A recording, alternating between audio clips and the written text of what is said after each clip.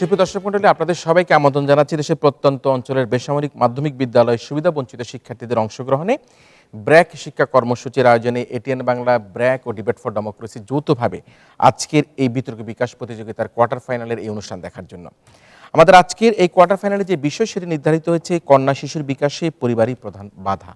এটি কি তাই? তবে আমরা একটু জেনে নেই যে আজকের আমাদের যে প্রতিযোগিতা, এই প্রতিযোগিতায় 2000 মাধ্যমিক বিদ্যালয়ের প্রায় 72,000 শিক্ষার্থী এতে অংশগ্রহণ করেছে। ইউনিয়ন, উপজেলা, জেলা, বিভাগীয় পর্যায়ে চ্যাম্পিয়ন হয়ে আজকে এখানে ঢাকার দুটি দল, অর্থাৎ ঢাকা থেকে চ্যাম্পিয়ন দুটি দল এই প্রতিযোগিতায় অংশগ্রহণ করছে। যারা প্রতিযোগিতায় চ্যাম্পিয়ন হয়ে ঢাকার পক্ষ দল হিসাবে অংশগ্রহণ করছে তারা হচ্ছে বজ্রযোগিনী জে.কে উচ্চ বিদ্যালয়, মুন্সিগঞ্জ থেকে তারা এসেছে। এবং একই সাথে বিপক্ষে যারা চ্যাম্পিয়ন হয়ে এসছে তারা হচ্ছে রুদ্র বয়রা উচ্চ বিদ্যালয়, সরিষাবাড়ি, জামালপুর। দর্শক মণ্ডলী, আসুন আমরা আমাদের আজকের এই কোয়ার্টার ফাইনালে দুটি চ্যাম্পিয়ন দলের পক্ষ এবং বিপক্ষ দলের বক্তাদের সাথে পরিচিত হয়ে নিই। পক্ষ দল বজ্রযোগিনী জে.কে উচ্চ বিদ্যালয়ের বক্তারা হলো প্রথম বক্তা মেহেরুন্নেসা, দ্বিতীয় বক্তা খাদিজা আজিম মুনা এবং তাদের দলনেতা সুরভি আক্তার অধরা। বিপক্ষ দল রুদ্র বয়রা উচ্চ বিদ্যালয়ের বক্তারা হলো ওয়াহিদ সামি সজীব, দ্বিতীয় বক্তা মুবাইয়া মুন ও তাদের দলনেতা সুমাইয়া আক্তার লিমা। বিতর্ক প্রতিযোগিতায় যে তিনজন সম্মানিত বিচারক আমাদের সাথে বিচার কার্য সম্পাদন করবেন তারা হচ্ছেন সাংবাদিক রোজেনা ইসলাম, সিনিয়র রিপোর্টার দৈনিক প্রথম আলো, রয়েছেন এইচ.এম. সুলাইমান, প্রাক্তন বিতার্কিক ও সহযোগী অধ্যাপক শেরেবাংলা কৃষি বিশ্ববিদ্যালয়, এবং একই সাথে রয়েছেন আরাফাত আরা, রিপোর্টার ফিনান্সিয়াল এক্সপ্রেস। আমাদের সাথে প্রধান অতিথি হিসেবে উপস্থিত আছেন দৈনিক ইত্তেফাকের সিনিয়র সাংবাদিক ও জাতীয় প্রেস ক্লাবের জয়েন্ট সেক্রেটারি ফরিদা ইয়াসমিন। ফরিদা ইয়াসমিন আপার বক্তব্য শুনব আমাদের আয়োজনের একেবারে শেষে। তবে শুরু করছি আমাদের আজকের এই প্রতিযোগিতা, এবং শুরুতেই আমি কন্যা শিশুর বিকাশে পরিবারের প্রধান বাধা এ বিষয়ে পক্ষে বলার জন্য ঢাকার চ্যাম্পিয়ন দলের বজ্রযোগিনী জে.কে উচ্চ বিদ্যালয়ের প্রথম বক্তা মেহেরুন্নেসাকে আহ্বান করছি তার বক্তব্য প্রদান করার জন্য। গত 30/9/2014 জাতীয় কন্যা শিশু দিবস উপলক্ষে মহিলা ও শিশু বিষয়ক প্রতিমন্ত্রী মেহের আফরোজ চুমকি বলেছিলেন, কন্যা শিশুর বিকাশে সবচেয়ে বড় গুরুত্বপূর্ণ ভূমিকা রাখতে পারে তার পরিবার, কেননা পরিবারের শিশুর সবচেয়ে বড় আশ্রয়স্থল। আর এমন এক বাস্তবতা দাঁড়িয়ে আমাদের আজকের বিতর্কের বিষয় নির্ধারণ করা হয়েছে কন্যা শিশুর বিকাশে পরিবারের প্রধান বাধা। পক্ষে বলছি ধন্যবাদ মাননীয় মনিটর, ধন্যবাদ সবাইকে। মাননীয় মনিটর, আমি আজকের বিষয়টির গুরুত্বপূর্ণ প্রপঞ্চগুলোর সংজ্ঞান করছি। মাননীয় মনিটর, শিশু বলতে জাতিসংঘ অনুযায়ী 1 থেকে 18 বছরের সকল ছেলে মেয়েদেরকে বোঝানো হয়েছে। যেহেতু আমরা বাংলাদেশের প্রেক্ষাপটে আলোচনা করব, তাই বাংলাদেশের জাতীয় শিশু নীতি অনুযায়ী 14 বছরের নিচে সকল মেয়েকে কন্যা শিশু হিসেবে চিহ্নিত করছে। বিকাশ বলতে একটি কন্যা শিশুর সামগ্রিক বিকাশকে বোঝাচ্ছে, অর্থাৎ একটি কন্যা শিশুর সিদ্ধান্ত গ্রহণের ক্ষমতা থেকে শুরু করে সুপ্ত প্রতিভায় পরিপূর্ণতা ও পরিপূর্ণ মানুষ হিসেবে গড়ে ওঠার যাবতীয় গুণাবলী অর্জনের প্রক্রিয়াকে বোঝাচ্ছে। আর পরিবার হচ্ছে সেই ক্ষুদ্রতম একক যার অস্তিত্ব ব্যতীত রাষ্ট্র কল্পনা করা যায় না, এবং এই প্রত্যয় দ্বারা আমরা বিষয়টিকে জোর প্রদান করাকে বোঝাচ্ছে। মাননীয় মনিটর, প্রধান বাধা শব্দটি বিশ্লেষণ করার পূর্বে কিছু কথা বলে নিতে চাচ্ছি। তা হলো, বাংলাদেশের মতো একটি উন্নয়নশীল দেশের কন্যা শিশু বিকাশে অনেকগুলো বাধা রয়েছে, তবে যে বাধাটি কন্যা শিশু বিকাশে সবচেয়ে বেশি গুরুত্বপূর্ণ সেটিকে আমরা প্রধান বাধা হিসেবে চিহ্নিত করছি। এখন মাননীয় মডারেটর, প্রশ্ন আসতে পারে, কন্যা শিশুর বিকাশে পরিবারের যে প্রধান বাধা তার পেছনে কোন কোন নিয়মগুলো কাজ করছে? সেই ক্ষেত্রগুলো হলো সিদ্ধান্ত গ্রহণের ক্ষমতায় বাধা প্রদান, ছেলে ও মেয়ে শিশুর মধ্যে বৈষম্য সৃষ্টি করা, পুরুষতান্ত্রিক মানসিকতার প্রভাব খাটানো, শিক্ষা ও সংস্কৃতি চর্চার ক্ষেত্রে বাধা। অপরদিকে মাননীয় মডারেটর, পরিবার ব্যতীত অন্যান্য বাধাগুলো হলো দুর্বল সমাজ ব্যবস্থা, নেতিবাচক দৃষ্টিভঙ্গি, ধর্মীয় গোড়ামি, দুর্বল সমাজ কাঠামো, সামাজিক দৃষ্টিভঙ্গি, নেতিবাচকতা, পুরুষতান্ত্রিক মানসিকতা ইত্যাদি। অথচ মাননীয় মডারেটর, এই সকল বাধাগুলো সারমর্ম আলোচনা করলে দেখা যায় যে সকল বাধাগুলি পরিবার নামক বাধা দ্বারা প্রভাবিত। তাই প্রতিপক্ষের দৃষ্টি আকর্ষণ করে বলছে, প্রতিপক্ষ আপনাদের বার্ডেন অফ প্রুফ বা প্রমাণের বিষয়টা হচ্ছে এমন একটি স্ট্যান্ড পয়েন্ট দাঁড় করানো যা কিনা পরিবার দ্বারা প্রভাবিত নয়। আর তা করতে যদি আপনারা ব্যর্থ হন, তবে আপনাদেরকে অবশ্যই মেনে নিতে হবে কন্যা শিশুর বিকাশে পরিবারের প্রধান বাধা। মাননীয় মনিটর, জাতিসংঘ শিশু তহবিল ইউনিসেফ কর্তৃক বিশ্ব শিশু পরিস্থিতি 2011 অনুযায়ী উন্নয়নশীল বিশ্বে প্রতি 3 জনের মধ্যে একজন 14 বছর হওয়ার আগে বিয়ে হয়, আর আমাদের দেশে প্রতি 3 জনের মধ্যে 2 জনে বাল্যবিবাহের শিকার হচ্ছে। তাছাড়া মাননীয় মনিটর, লক্ষ্য করুন, একটু সূক্ষ্মভাবে চিন্তা করলে দেখা যায় যে পরিবারগুলোতে কন্যা শিশুর মতামতকে প্রাধান্য দেওয়া হয়, শুধুমাত্র সেই পরিবারে কন্যা শিশুর বিকাশ সুষ্ঠুভাবে বিকশিত হয়ে থাকে। যেমনটি মাননীয় মডারেটর লক্ষ্য করুন, পরিবারের সহযোগিতা পেলে কন্যা শিশুরাও যে তাদের মেধার বিকাশ ঘটতে পারে তার জ্বলন্ত উদাহরণ হচ্ছে নারী জাগরণের অগ্রদূত বেগম রোকেয়া, যিনি শিশু বয়সে তার ভাইয়ের সহযোগিতায় পড়াশোনা করেন। পরবর্তীতে তিনি তার স্বামীর সহযোগিতায় তার পড়াশোনা চালিয়ে যান। আবার আমরা দেখতে পাই মহিষী নারী হেলেন কিলার দৃষ্টি ও শ্রবণ শক্তি হারানোর পরও পারিবারিক সহযোগিতায় তিনি তার শানিত মেধার দ্বারা সাফল্যের স্বর্ণ শিখরে পৌঁছেছিলেন। প্রতিপক্ষ শিশু বয়সে পারিবারিক সহযোগিতা পাননি, অথচ পৃথিবীতে বিখ্যাত হয়েছেন এমন 5টি মহিষী নারীর নাম দয়া করে বলে যাবেন। আর তা করতে যদি আপনারা ব্যর্থ হন, তাহলে আপনাদেরকে অবশ্যই মেনে নিতে হবে কন্যা শিশুর বিকাশে পরিবারই প্রধান বাধা। তাই তো মাননীয় মডারেটর বলা হয়ে থাকে চ্যারিটি বিগিনস অ্যাট হোম। সব ভালো কাজে শুরু পরিবার থেকে। আজকের শিশু আগামী দিনের কাণ্ডারি। সুস্থ, সবল, উৎসাহী, আগ্রহী এবং পারিবারিক ও সামাজিক বিভিন্ন কাজের জন্য দক্ষ হতে যে প্রস্তুতির প্রয়োজন তা শিশুর জীবনে প্রথম 8 বছরের মধ্যে হয়ে থাকে। অথচ অনেক পরিবারে মেয়ে শিশুর প্রতি পরিবারের সদস্যদের কম মনোযোগ ও কম যত্নশীল হতে দেখা যায়। কিন্তু মেয়ে শিশুর ও ছেলে শিশুর মধ্যে দৈহিক, মানসিক, অনুভূতিগত প্রয়োজনে কোনো পার্থক্য নেই। ছেলে শিশুর মতো মেয়ে শিশুরও একই রকম খাদ্য, মনোযোগ ও স্নেহ যত্ন দরকার। কারণ উপযুক্ত খাবার, সেবা যত্ন ও স্নেহ মমতা পেলে কন্যা শিশুটিও যে কোনো ছেলে শিশুটির মতো ভালো কিছু করতে পারবে। মাননীয় মনিটর, আজ যে শিশু পৃথিবীর আলো এসেছে, আমরা তার তরে একটি সাজানো বাগান চাই। কিন্তু সেই বাগানটিকে সুসজ্জিত রাখতে কন্যা শিশুর বিকাশটিকে বাধাগ্রস্ত করছে তার পরিবার। তাই মাননীয় মনিটর শেষ কিছু কথা দিয়ে, তা হচ্ছে সুন্দর আগামীতে ফুটে উঠবে সুন্দর সুশীল সমাজ আজকের শিশুটির হাত ধরে। কন্যা শিশুরা এগিয়ে যাবে বহুদূর, আর এই ধারাবাহিকতায় এগিয়ে যাবে সমাজ ও জাতি। আর এটি নিশ্চিত করবে একমাত্র পরিবার এবং একমাত্র পরিবার। ধন্যবাদ সবাইকে। আসলে শিশু বয়স থেকে যদি পরিচর্যা এবং সুযোগ থাকে, সেটি প্রকাশের জন্য যে সব কিছু আমাদের এই শিশুরা, আমাদের সন্তানরা করতে পারে, সেটি কিন্তু প্রমাণ করে গেল আমাদের প্রথম বক্তা মেহেরুন্নেসা। তার আই কন্ট্যাক্ট, তার বডি ল্যাঙ্গুয়েজ, তার নানা রকম তথ্য কিন্তু আমাদেরকে সমৃদ্ধ করেছে। এবং সে প্রতিবাদী হয়ে আজকের এই যে বিষয়, সে বিষয়ের মধ্যে সে বলেছে পরিবারই হচ্ছে গিয়ে প্রধান বাধা। দেখা যাক আমাদের আজকের এই প্রতিযোগিতায় বিপক্ষ দল কিভাবে তাদের বক্তব্য উপস্থাপন করে। এবং সেই কারণে আমি প্রথমে আহ্বান করছি ঢাকার আরেকটি চ্যাম্পিয়ন দল, যারা জামালপুর সরিষাবাড়ি থেকে রুদ্র বড়া উচ্চ বিদ্যালয়ের প্রথম বক্তা ওয়াহিদ সামি সজীবকে এ পর্যায়ে তার বক্তব্য প্রদান করার জন্য। জননী জ্ঞানে ভক্তি করি, ভগ্নী জ্ঞানে মমতা করি, জায়া জ্ঞানে প্রীতি করি, কন্যা জ্ঞানে স্নেহ করি। গত শতকের সেই নানান সংস্কার ও কুসংস্কারে আবদ্ধ সমাজ ব্যবস্থায় বসেই কবিগুরু রবীন্দ্রনাথ ঠাকুর বুঝতে পেরেছিলেন যে আজকের কন্যা শিশু যে কিনা আগামীর জননী, ভগ্নী অথবা কারো জায়া, আর তার প্রতি সকলের মনোভাব কেমন হওয়া উচিত যা একবিংশ শতাব্দীতে দাঁড়িয়েও আমরা বুঝে উঠতে পারিনি। ধন্যবাদ মাননীয় মডারেটর, বিজ্ঞ বিচারক মণ্ডলী এবং যারা শুনছেন। বিতর্কের বিষয় নির্ধারণ করা হয়েছে কন্যা শিশুর বিকাশে পরিবারই প্রধান বাধা। পক্ষদলের প্রথম বক্তা যদিও বিষয়টিকে সংজ্ঞায়িত করেছেন, তদুপরি আমি বিপক্ষের প্রথম বক্তার অবস্থানে দাঁড়িয়ে সেটিকে আরও সমৃদ্ধ করব।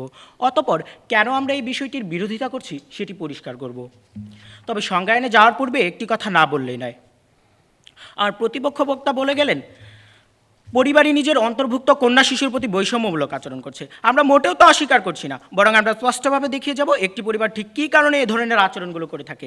অর্থাৎ আমরা আবিষ্কারের চেষ্টা করব কন্যা শিশুর বিকাশে প্রধান বাধার পিছনে প্রধান নিয়ামক বা কারণ হিসেবে ঠিক কোন বিষয়টি কাজ করছে। এবার চলে আসি সংজ্ঞায়নে। জাতিসংঘ সনদ অনুযায়ী 0 থেকে 18 বছর বয়সের সকল মানব সন্তানকেই শিশু হিসেবে গণ্য করা হয়েছে। তাই আজকে আমরা কন্যা শিশু বলতে বোঝাবো 0 থেকে 18 বছর বয়সের সকল মেয়ে শিশুকে।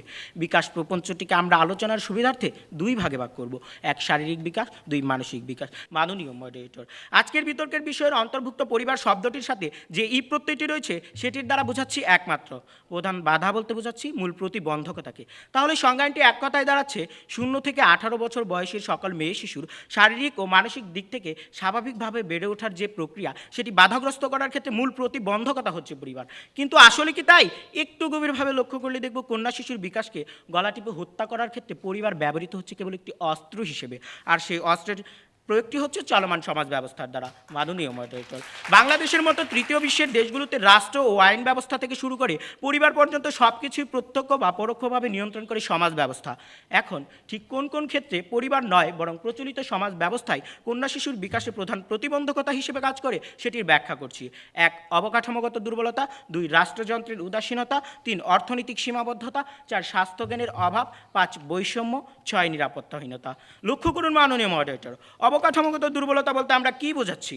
অবকাঠামোগত দুর্বলতা বলতে আমরা বোঝাচ্ছি আমাদের দেশের প্রশাসনিক ও আইনি দুর্বলতাকে। তুলে ধরছি একটি বাস্তব উদাহরণ যা প্রমাণ করবে পরিবার নয় বরং সমাজের অবকাঠামোগত দুর্বলতার কারণেই কন্যা শিশুর বিকাশ বাধাগ্রস্ত হচ্ছে। বাংলাদেশ মহিলা পরিষদের প্রতিবেদন অনুযায়ী 2014 সালে নির্যাতনের শিকার হওয়ার পর মাত্র 2% নারী ও শিশু আইনের সহায়তা নেয়। আর আইনি সহায়তা না নেওয়া নারী ও শিশুর মধ্যে 45% নারী ও শিশু তা না নেওয়ার কারণ হচ্ছে যে প্রশাসনিক ব্যক্তিবর্গ তাদের আইনি সহায়তা প্রদান করবেন তাদের কাছ থেকেই সহায়তার পরিবর্তে হতে হয় অপদস্থ, যা একটি শিশুর বিকাশকে সম্পূর্ণরূপে বাধাগ্রস্ত করে। যেখানে পরিবার তার বিকাশে সর্বোচ্চ সহায়তা করার পরও কেবলমাত্র অবকাঠামোগত দুর্বলতার কারণেই কন্যা শিশুর বিকাশ বাধাগ্রস্ত হয়। একই কারণে মহিলা পরিষদের প্রতিবেদন অনুযায়ী 2014-তে 48 জন নারী ফতোয়ার শিকার হয়, আর এর মধ্যে মামলা হয় মাত্র 16টি। এই ধরনের ঘটনাসমূহই প্রমাণ করে যে রাষ্ট্র নারীর প্রতি কতটা উদাসীন। এখন প্রতিপক্ষের কাছে আমার প্রশ্ন হচ্ছে, 2010 সালে ফতোয়াকে নিষিদ্ধ ঘোষণা করার পরও 2014-তে এসে কেন এতগুলো নারী ফতোয়ার শিকার হলো? মাননীয় মডারেটর, এক্ষেত্রে যে তার মানসিক বিকাশ বাধাগ্রস্ত হলো এর জন্য পরিবারকে কখনোই দায়ী করা যায় না, বরং অবকাঠামোগত দুর্বলতাই এর জন্য দায়ী, যেটি গড়ে উঠেছে নারীর প্রতি সমাজের নেতিবাচক দৃষ্টিভঙ্গির কারণে। অপরদিকে সমাজ কর্তৃক সৃষ্ট যৌতুক প্রথার কারণে শিশু বয়স থেকেই নারীরা অত্যাচারের শিকার হয়। তারা রাষ্ট্রের কাছে প্রত্যাশিত বিচারটি পায় না, যার ফলে এই যৌতুক প্রথাটি পুরোদমে চলমান থাকে। সব দিক থেকে বাধাগ্রস্ত হয় কন্যা শিশুর বিকাশ। এবার আমরা আলোচনা করব অর্থনৈতিক সীমাবদ্ধতা নিয়ে। সামাজিক দৃষ্টিভঙ্গি যখন পুরুষকে নারীর উপরে স্থান দিয়েছে, ঠিক সেই পর্যায়ে দাঁড়িয়ে একটি পরিবার তার দুটি সন্তানকে সমভাবে গড়ে তোলার ইচ্ছে থাকলেও শেষ পর্যন্ত অধিক সুযোগটি পাচ্ছে পুত্র সন্তান। যে অর্থনৈতিক সীমাবদ্ধতার কারণে কন্যা শিশুটি বঞ্চিত হলো, তার দায়ভার কখনোই পরিবারের উপর বর্তায় না, বরং সামগ্রিক সমাজ ব্যবস্থায় পুরো বিষয়টি নিয়ন্ত্রণ করছে। মাননীয় মডারেটর, ইতিমধ্যে আমি আমার বক্তব্য, আমার বিশ্লেষণ ও বাস্তব উদাহরণের মাধ্যমে প্রমাণ করতে সক্ষম হয়েছি যে কন্যা শিশুর বিকাশে বাধা হওয়ার পেছনে পরিবার ব্যবহৃত হচ্ছে কেবল একটি অস্ত্র হিসেবে, যে অস্ত্রের পরিচালক এই কুপ্রথা আচ্ছন্ন সমাজ ব্যবস্থা। ধন্যবাদ মাননীয় মডারেটর, ধন্যবাদ সবাইকে। ধন্যবাদ। আমরা বিপক্ষ দলের বক্তব্য এবং তাদের যুক্তি শুনলাম এবং আমরা দেখলাম যে আজকের কন্যা শিশু আগামী দিনের জয়া জননী উল্লেখ করেছে। আজকে আমাদের এই শিশু বক্তা তাকে এবং বলেছে যে না, আমাদের রাষ্ট্রের নানা রকম কাঠামোগত দুর্বলতা রয়েছে, ফতোয়া শিকার রয়েছে, সামাজিক দৃষ্টিভঙ্গি রয়েছে, এগুলি কিন্তু আমাদের এই কন্যা শিশুর বেড়ে ওঠার ক্ষেত্রে একটা বাধা, পরিবার কিন্তু বড় বাধা নয় উল্লেখ করে আজকের এই পক্ষ দলের প্রস্তাবকে প্রত্যাখ্যান করে যায়। আমরা এবারে শুনবো আমাদের আজকের এই প্রতিযোগিতার পক্ষ দল, অর্থাৎ বজ্রযোগিনী জেকে উচ্চ বিদ্যালয় মুন্সিগঞ্জ থেকে যারা এসছে, ঢাকার একটি চ্যাম্পিয়ন দল, তাদের দ্বিতীয় বক্তা খাদিজা আজিজ মুন্নার কাছ থেকে তার বক্তব্য। মাননীয় মডারেটর, আমার ছোটবেলা থেকে ইচ্ছে আমি বড় হয়ে পাইলট হব, কিন্তু যেদিন মায়ের কাছ থেকে শুনতে পেলাম আমার মাধ্যমিক পরীক্ষা শেষ হয়ে গেলেই নাকি বাবা আমার বিয়ে দিয়ে দিবে, আর তখনই আমার পাইলট হয়ে আকাশ ছোঁয়ার স্বপ্নটি মাটিতে ধূলিসাৎ হয়ে গেল। হ্যাঁ মাননীয় মডারেটর, এমনই বাস্তবতা দাঁড়িয়ে আমাদের আজকের বিতর্কের বিষয় নির্ধারণ করা হয়েছে কন্যা শিশুর বিকাশে পরিবারের প্রধান বাধা।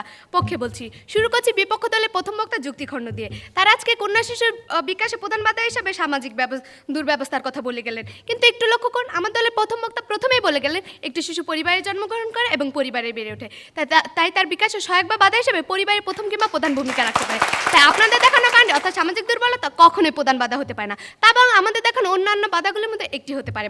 মাননীয় মডারেটর, আমি আমার বক্তব্য শুরু করছি আমার দলের প্রথম বক্তা দেখানো বৈষম্য সৃষ্টি করার ক্ষেত্রটি বিস্তারিত আলোচনার মাধ্যমে। বৈষম্য একটি কন্যা শিশু বেড়ে ওঠার কাছে বড় বাধা। কন্যা শিশুর প্রতি নেতিবাচক মনোভাব এবং বৈষম্য আমাদের পরিবারগুলোতে বিদ্যমান। এখন অনেক পরিবার আছে হাড়ির মাছের টুকরোটি মেয়েটিকে তুলে না দিয়ে তুলে দেয় ছেলের ভাতের প্লেটে, কেননা ছেলেই তো কামাই রোজগার করে খাবে। আর তাই তো বাংলাদেশ জাতীয় পুষ্টি জরিপের সর্বশেষ প্রতিবেদনে দেখা যায় 10 থেকে 12 বছর বয়সী কিশোরদের তুলনায় কিশোরীরা শতকরা 8 ভাগ কম ক্যালোরি পায়, আর 13 থেকে 15 বছর বয়সী কিশোরীরা শতকরা 18 ভাগ কম ক্যালোরি পায়। পুষ্টির বঞ্চনা অধিকাংশ কিশোরীদের স্বল্প উচ্চতা ও স্বল্প ওজনের কারণ। মানব জাতিকে টিকে রাখা সবচেয়ে গুরুত্বপূর্ণ ভূমিকাটি পালন করে থাকে একজন নারী, অথচ তার আজীবন প্রক্রিয়াটিকে সংকটাপন্ন করে তুলছে তার পরিবার। এত সব বাস্তবিক তথ্য উপাত্ত দেওয়ার পর আমার প্রতিপক্ষ দলের বন্ধুরা সামাজিক দুর্বলতাকে প্রধান কারণ হিসাবে চিহ্নিত করে গেলেন। প্রতিপক্ষ, আপনার মাথা ব্যথা যেন পায়ে ব্যথার খোঁজে ব্যর্থ প্রচেষ্টা কেন চালাচ্ছেন? মাননীয় মডারেটর, এখন আমাদের পরিবারগুলোতে ছেলে সন্তান হলে আনন্দের মহা উৎসব হয়, যে একটি কন্যা শিশুর বেলায় হয় না। আর এই বৈষম্যটি কে তৈরি করছে প্রতিপক্ষ? প্রশ্ন হইল। আবার মাননীয় মডারেটর, লক্ষ্য করুন, একটি শিশু জন্মের পরপরই তার পোশাক থেকে শুরু করে খেলনা, খেলাধুলা সব কিছুই তার পরিবারই ঠিক করে দিচ্ছে। তার পরিবারই ঠিক করে দিচ্ছে একটি ছেলে ও মেয়ে শিশুর মধ্যকার পার্থক্যের জায়গাটি কোথায়। আর তাই তো ক্রিকেট ও ফুটবল খেলায় ছেলেরা যতটাই অগ্রগামী, মেয়েরা ততটাই নয়। আর এই ক্ষেত্রে আমার প্রতিপক্ষ দলের বন্ধুরা প্রধান দায়ী হিসেবে কাকে দায়ী করবেন? পরিবারকে না দুর্বল সমাজ ব্যবস্থাকে? লক্ষ্য করেন প্রতিপক্ষ, আপনার সাথে শিক্ষার্থীটির ইচ্ছার বিরুদ্ধে তার বাবা মা যখন আরো 2-1 বছর আগে তার বিয়ের কাজটি সম্পূর্ণ করে ফেলেছে, এবং আপনার বাবা মা সদিচ্ছার কারণে যখন এখন আপনি আপনার লেখাপড়াকে চালিয়ে যাচ্ছেন, তখন কন্যা শিশুর বিকাশে পরিবারকে প্রধান বাধা হিসেবে চিহ্নিত না করে সামাজিক দুর্বলতাকে দেখা যায়। তাই তো খুবই আক্ষেপের সাথে বলতে হচ্ছে, হায় রে কপাল মন্দ, চোখ থাকি তো অন্ধ। আবার মাননীয় মডারেটর, লক্ষ্য করে ইংল্যান্ডের সামাজিক ও রাষ্ট্রীয় কাঠামো অনেক উন্নত হওয়ার পরও ব্রিটিশ প্রধানমন্ত্রী ডেভিড ক্যামেরন মনে করেন কন্যা শিশুর বিকাশে পরিবারই প্রধান সহায়ক। তার মতে বাবা মারা শিশুদের লালন পালনের ক্ষেত্রে যথেষ্ট ভূমিকা পালন করে। আর তাই তো তিনি সাম্প্রতিক সময়ে শিশুদের পালনের লক্ষ্যে অভিভাবকদের প্রশিক্ষণের ব্যবস্থা নিয়েছেন।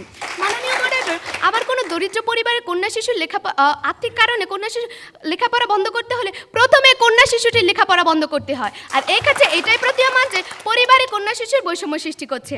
তাছাড়া প্রতিপক্ষ, লক্ষ্য করুন, আহমদ হেলাল ছোটনের লেখা শিশুর বিকাশজনিত সমস্যা, তার মনোসামাজিক গঠন এবং অভিভাবকদের করণীয় বইটি পড়লে বুঝতে পারতেন 1 থেকে 5 বছর বয়সী শিশুর শুরুতেই বিকাশের সময় তার বিকাশটি যথাযথভাবে পরিবারই নিশ্চিত করতে পারে। গত 30/11/2014 দৈনিক সমকাল পত্রিকার এক প্রতিবেদনে বলা হয়েছে, জন্মের পর একটি কন্যা শিশুর চারপাশে পরিচিত লোকেরাই তার বিকাশে ভূমিকা রাখে। আর এক্ষেত্রে বাবা মার ভূমিকা সবচাইতে গুরুত্বপূর্ণ।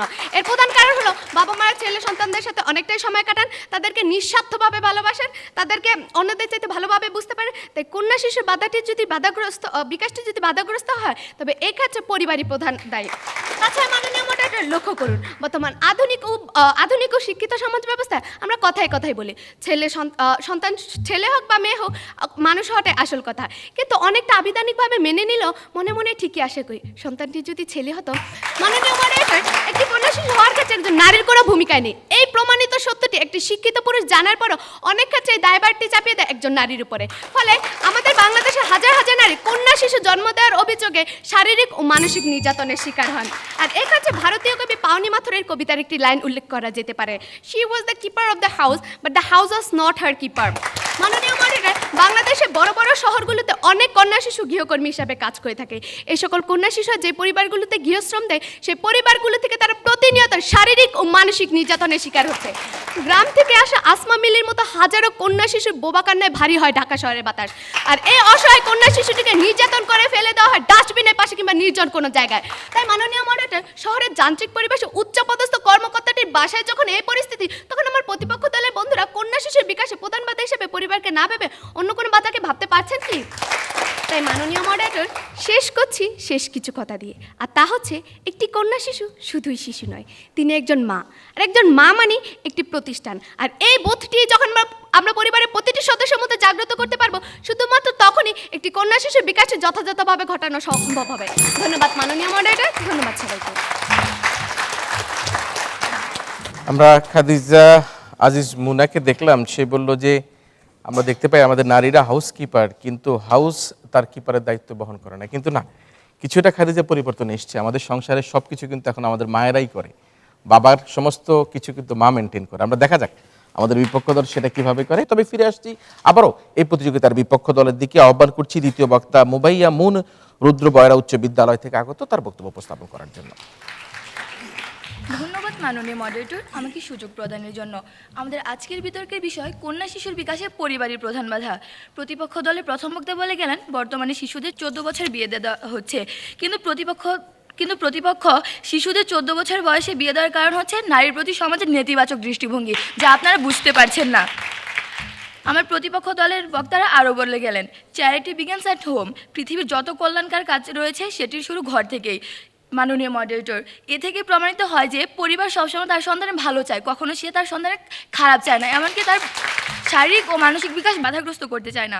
বিষয়ের বিপক্ষে বলতে গিয়ে আমার দলের প্রথম বক্তা এই বিষয়ে সংজ্ঞায়নপূর্বক এটি পরিষ্কার করে দিয়েছেন যে পরিবার নয় বরং সামগ্রিক দৃষ্টিভঙ্গি একটি শিশুর শারীরিক ও মানসিক বিকাশে প্রধান প্রতিবন্ধকতা হিসেবে কাজ করে।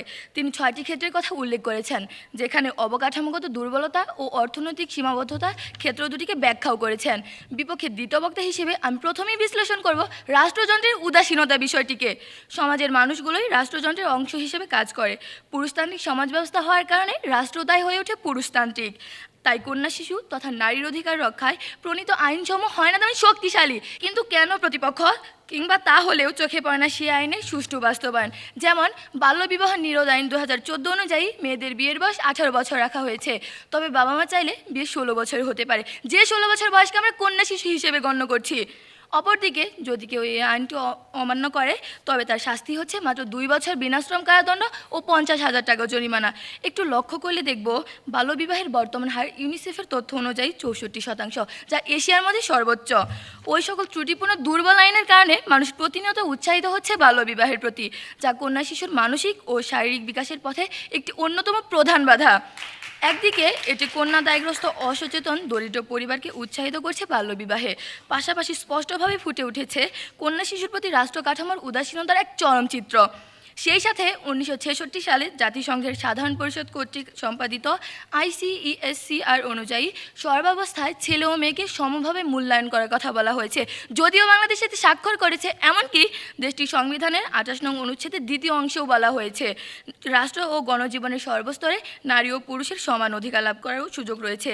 কিন্তু পারিবারিক পর্যায়ে পুত্র ও কন্যার সমভাবে বিকশিত হবার অধিকার বাস্তবায়নে রাষ্ট্রের তেমন শক্তিশালী কোনো পদক্ষেপ চোখে পড়ে না। তাই প্রতিনিয়ত ঘটে চলেছে অনাকাঙ্ক্ষিত দুর্ঘটনা। রাষ্ট্রের উদাসীনতার ফলে কন্যা শিশুর স্বাস্থ্য সম্পর্কিত জ্ঞান সাধারণ মানুষের কাছে পৌঁছানো সম্ভব হয় না। সেই সাথে আমাদের সামাজিক দৃষ্টিভঙ্গি শারীরিক ও মানসিক দিক থেকে কন্যা শিশুর বেড়ে ওঠা যে বাধাগ্রস্ত হচ্ছে সেদিকে গুরুত্ব দেয় না। সব মিলিয়ে কন্যা শিশুর স্বাস্থ্যজ্ঞান সম্পর্কে পরিবারগুলো অন্ধকারেই থাকে, যার দায়বদ্ধতা কেবলমাত্র রাষ্ট্র ও সমাজ কাঠামোর উপর, কোনোভাবেই পরিবারের ওপর নয়। এবার আসি বৈষম্যের বিষয়টিতে। আমার প্রতিপক্ষ দলের দ্বিতীয় বক্তা বলে গেলেন, ভারতীয় কবি পাওলি মাথারের ভাষায়, she was the keeper of the house but the house was not her keeper. অর্থাৎ নারী তার ঘরে রক্ষক ছিল, কিন্তু সেই ঘর তাকে রক্ষা করেনি। বৈষম্য নিয়ে কথা বলতে গেলে যেটি প্রথমে আসে সেটি হচ্ছে কুসংস্কার। বাংলাদেশের মতো উন্নয়নশীল রাষ্ট্রসমূহে ধর্মের নিয়ন্ত্রণে থাকা সমাজ ব্যবস্থাটি রয়েছে কুসংস্কার আচ্ছন্ন। আর এই কুসংস্কার সমূহ সবচেয়ে বেশি চড়া হয় পরিবারের কন্যা শিশুটির ওপর। লেখাপড়া ও খেলাধুলার ব্যাপারটি তো রয়েছেই। কুসংস্কার দ্বারা সৃষ্ট সামাজিক বৈষম্যমূলক নীতির কারণে একটি কন্যা শিশু বঞ্চিত হয় তুলনামূলক উন্নত খাবার গ্রহণের সুযোগ থেকেও। এর ফলাফল প্রতিফলিত হয় সর্বশেষ জাতীয় পুষ্টি জরিপে, যা অনুযায়ী বাংলাদেশে 10 থেকে 15 বছর বয়সী কন্যাদের ক্যালোরি ঘাটতি 8% এবং 13 থেকে 15 বছর বয়সী কন্যা শিশুদের ক্যালোরি ঘাটতি 18%। এমনি করে কুসংস্কার আচ্ছন্ন সমাজে কন্যা শিশুটি তার প্রতি হওয়া বৈষম্যকে স্বাভাবিক নিয়ম বলে ধরে নেয়, যেটি কিনা শারীরিক বিকাশের পাশাপাশি ক্ষতিগ্রস্ত করছে মানসিকভাবে বেড়ে ওঠাকেও। এই কুসংস্কার আবার তৈরি হয় ধর্মীয় ও সামাজিক উভয়ভাবেই।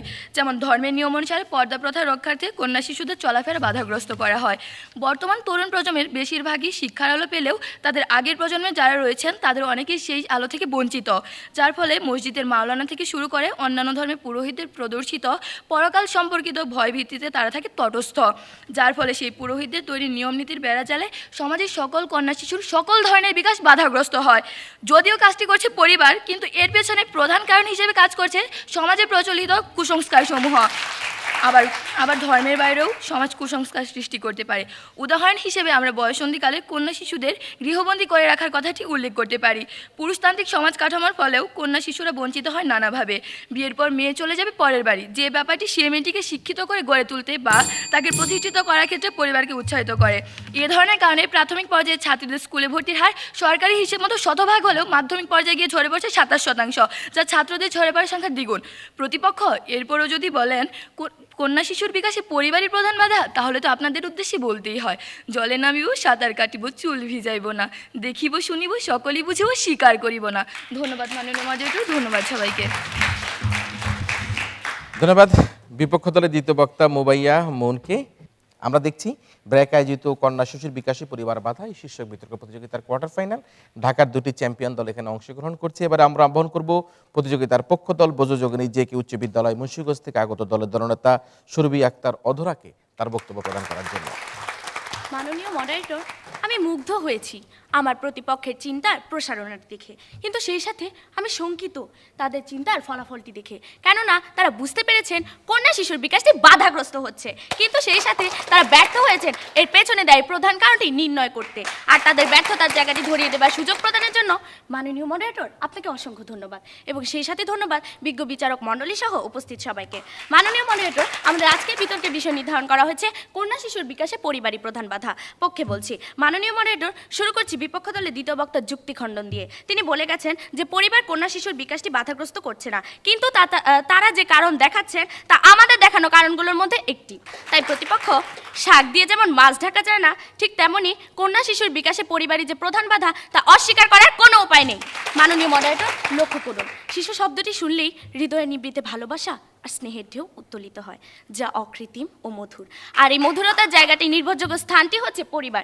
কিন্তু মাননীয় মডারেটর, ঠিক সেই জায়গাটি যখন বৈষম্যমূলক আচরণের মাধ্যমে অনিরাপদ হয়, তখনই কন্যা শিশুর বিকাশটি বাধাগ্রস্ত হয়। পুষ্টিহীনতা, শিক্ষার অভাব, শিশুশ্রম, বাল্যবিবাহ এসবই আমাদের পরিবারের প্রতি বৈষম্যমূলক আচরণের কন্যা শিশুর প্রতি বহিঃপ্রকাশ। পরিবারের অনেক একক কাজের দায়িত্ব কন্যা শিশুটির হাতে তুলে দেওয়া হলেও তাদের মতামতের কোনো গুরুত্ব দেওয়া হয় না। শিশুকাল থেকে কন্যা শিশুদের এমনভাবে গড়ে তোলা হয় যাতে করে তারা প্রতিবাদী হতে না শেখে, যা পরবর্তীতে নারীর প্রতি নির্যাতন ও সহিংসতার পথকে প্রশস্ত করে। তাই নারীর প্রতি সকল প্রকার অন্যায় ও সহিংসতার প্রতিরোধের জন্য প্রথম পদক্ষেপ হওয়া উচিত কন্যা শিশুদের ক্ষেত্রে জেন্ডার ভিত্তিক বৈষম্য রোধ করা এবং তাদের অধিকার প্রতিষ্ঠায় সচেতন হওয়া। আর এটি নিশ্চিত করবে একমাত্র পরিবার। মাননীয় মডারেটর, আজকে বাংলাদেশের অসংখ্য পরিবার পুরুষ দ্বারা নির্যাতিত হয়ে তার অধিকারকে বাস্তবায়ন করতে পারছে না। পরিবারের একটি কন্যা শিশু তার মেধার আলোড়ন ছড়িয়ে যখন বিদ্যালয়ে গমন করে আর যখন সম্ভাবনাময় একটি পৃথিবীর তৈরি স্বপ্নে বিভোর, ঠিক তখনই পরিবারের গৃহকর্তাটির চোখ রাঙানি কিংবা অসম্মতিতে কন্যা শিশুটির সম্ভাবনাময় সাজানো পৃথিবীটি ধ্বংস হয়ে যায়। মাননীয় মডারেটর, একজন কন্যা শিশুর জীবনে সহিংসতা শুরু হয় মায়ের গর্ভে থাকা অবস্থা থেকে। শুধু মেয়ে হবার কারণে অনেক কন্যা শিশুকে পৃথিবীতেই আসতে দেওয়া হয় না। আবার যেসব পরিবারে কন্যা শিশু জন্ম নেয় সেখানেও শুরু হয় জন্ম পূর্ববর্তী বৈষম্য। জন্ম হবার পর থেকে ছেলে মেয়ে যখন বড় হতে শেখে, তখন পরিবার ও সমাজ তাদের উপর কিছু আচার আচরণ ও নিয়মকানুন ঠিক করে দেয়, যার নিয়ম নীতির প্রতিটি বৈষম্যমূলক। এই শিশু ছোট থেকেই তার জোর ভূমিকা সম্পর্কে শিখে। মেয়ে শিশুকে পুতুল নিয়ে খেলতে হবে, পরিবারের রীতিনীতি তাকে মানতে হবে, পিতা ও ভাইদের কথা মানতে বাধ্য থাকবে, নিজের মতামত প্রকাশ করা যাবে না প্রভৃতি। আর একটি ছেলে শিশুকে শেখানো হয় যে সে পুরুষ, শক্তিশালী কর্তৃত্বের অধিকারী। শিশুদের যে খেলনা দেওয়া হয় সেখানেও ছেলে ও মেয়ের মধ্যে পার্থক্য দেখা যায়। যে খেলনাগুলো শিশুর শারীরিক ও মানসিক বিকাশে সহায়তা করে সেই খেলনাগুলো বহির্মুখী। সেই খেলনাগুলো সাধারণত ছেলেদের দেওয়া হয়, যেমন ফুটবল, ক্রিকেট ব্যাট ইত্যাদি। আর মেয়েদের দেওয়া হয় পুতুল, হাড়ি পাতিল, যা ঘরে বসেই খেলতে হয়, অর্থাৎ অন্তর্মুখী হতে শেখায়। পুরুষের নিজে তার অবস্থান সম্পর্কে ধারণা দেয়, বাইরের আলোকিত পৃথিবী নারীদের জন্য নয় ইত্যাদি হীনমন্যতা তার মধ্যে বিস্তার করে। জন্ম থেকে কন্যা ও ছেলে শিশুর খাদ্য, খেলনা, শিক্ষা, সংস্কৃতি, কর্মসহ বিভিন্ন ক্ষেত্রে পরিবারগুলো তাদের মধ্যে ভূমিকাগত পার্থক্য বিদ্যমান রেখেছে। অর্থাৎ কাজের ক্ষেত্রেও ছেলে ও মেয়ের শিশুর মধ্যে এক ধরনের বৈষম্য দেখা যায়। আমরা দেখতে পাই আমাদের পিতৃতান্ত্রিক সমাজের সকল স্তরে নারী ও পুরুষের মধ্যে ভিন্ন ভিন্ন আচরণ করা হয়। বেড়ে ওঠার এই যে বৈষম্যমূলক প্রক্রিয়া, তা একজন ছেলেকে পরিবার, সমাজ, রাষ্ট্রে আত্মনির্ভরশীল, ক্ষমতাবান, সিদ্ধান্ত গ্রহণকারী এবং মর্যাদাবান করে গড়ে তোলে। অন্যদিকে একজন মেয়েকে পরনির্ভরশীল এবং অধ্যস্তন করে গড়ে তুলছে। আমাদের পরিবার ব্যবস্থায় পুরুষ এবং ছেলেরা বলিয়ান, তাদের আধিপত্য ও পুরুষতন্ত্রের কারণে। মাননীয় মডারেটর, সাম্প্রতিক বছরগুলোতে দক্ষিণ এশিয়ার পুরুষের তুলনায় নারীর ক্রমশমান হার নিয়ে অনেক সমালোচনা হচ্ছে। আমাদের সমাজে কন্যা শিশু ও নারীরা যে শুধু ক্ষমতাহীন তাই নয়, লক্ষ লক্ষ কন্যা শিশুকে বেঁচে থাকতে পর্যন্ত দেওয়া হয় না। আমাদের পার্শ্ববর্তী দেশে ভারতের দিকে তাকালে আমরা দেখতে পাই 1901 সালে ভারতে 1000 পুরুষের বিপরীতে নারী ছিল 975 জন। 100 বছর পর 2001 সালে এই অনুপাত দাঁড়ায় 1000 অনুপাত 930। অর্থাৎ এই 100 বছরে জ্ঞান বিজ্ঞান, শিক্ষা দীক্ষা, উন্নয়নের দিক থেকে ভারত অনেক দূর এগিয়ে গেলেও নারী পুরুষের অনুপাত ক্রমশ হ্রাস পেয়েছে। বাংলাদেশে 100 জন পুরুষের বিপরীতে 100 জন নারী নেই। প্রতিপক্ষের দ্বিতীয় বক্তা বলে গেছেন পরিবার কন্যা শিশুর বিকাশকে বাধাগ্রস্ত করছে না, কিন্তু যদি সব পরিবারগুলো শিশুর ভালো চাইতো এবং সবার পরিবারের অবস্থা একরকম থাকতো, তাহলে আজ আমাদের বাংলাদেশে শিশুশ্রম কথাটি রূপকথার মতো মনে হতো। কারণ একটি শিশুকে তার পরিবার শিশুশ্রমের দিকে ঠেলে দেয়। তাই শুধু তর্কের খাতিরে তর্ক করলে চলবে না, আমাদেরকে একটি সমাধানের পথ দেখাতে হবে। আর তা হলো কন্যা শিশুর বিকাশকে ত্বরান্বিত করতে হলে পরিবারগুলোকে পুরুষতান্ত্রিক মানসিকতা থেকে বেরিয়ে আসতে হবে। সমতার বিধান, নারীদের সম্মানবোধ পরিবারের মধ্যে সৃষ্টি করতে হবে। তাহলেই পরিবার হবে কন্যা শিশু বান্ধব। নারী জাগরণের অগ্রদূত বেগম রোকেয়া, কবি সুফিয়া কামালের বাংলার নারী জাগরণের স্বপ্নটি সার্থক হয়ে উঠবে সারা বাংলাদেশে।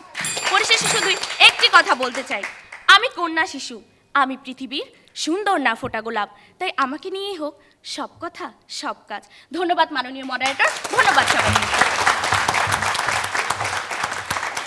আমার কাছে মনে হয়তো না ফোটা গোলাপ না, একেবারেই পুষ্পিত গোলাপ আজকে আমাদের সামনে যে বক্তব্য দিয়েছে।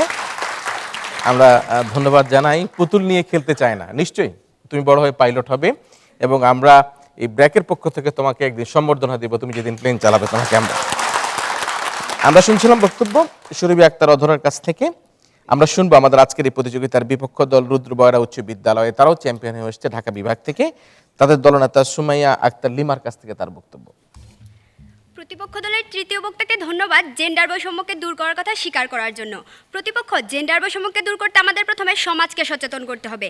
শুধু পরিবারকে সচেতন করে যদি জেন্ডার বৈষম্য দূর করা যেত তাহলে আমরা সমাজে বসবাস করতাম না, সারাদিন পরিবারেই বসে থাকতাম। ধন্যবাদ মাননীয় মডারেটর আমাকে সুযোগ প্রদানের জন্য। ইতোমধ্যে আমার দলের দুই বক্তা তাদের বলিষ্ঠ বক্তব্যের মাধ্যমে আমাদের অবস্থান পরিষ্কার করে গেছেন। আর আমি প্রথমে বিশ্লেষণ করব কন্যা শিশু সুষ্ঠু বিকাশের ক্ষেত্রে নিরাপত্তাহীনতার প্রশ্নটি কিভাবে সামনে চলে আসে। অতঃপর পুরো বিতর্কটি সমন্বয় সাধনের মাধ্যমে আমাদের দলীয় অবস্থানকে করব আরও সুদৃঢ়। বিতর্কের বিষয় নির্ধারিত হয়েছে কন্যা শিশুর বিকাশে পরিবারই প্রধান বাধা। মাননীয় মডারেটর, আমাদের সামাজিক পরিবেশ মোটেও নারী বান্ধব নয়, ফলে নারী যে নিরাপত্তা সামাজিক নিয়মকানুনের মাধ্যমেই পাওয়ার কথা ছিল তা নিয়ন্ত্রণ করতে পারছে না রাষ্ট্রের পুলিশ বাহিনীও।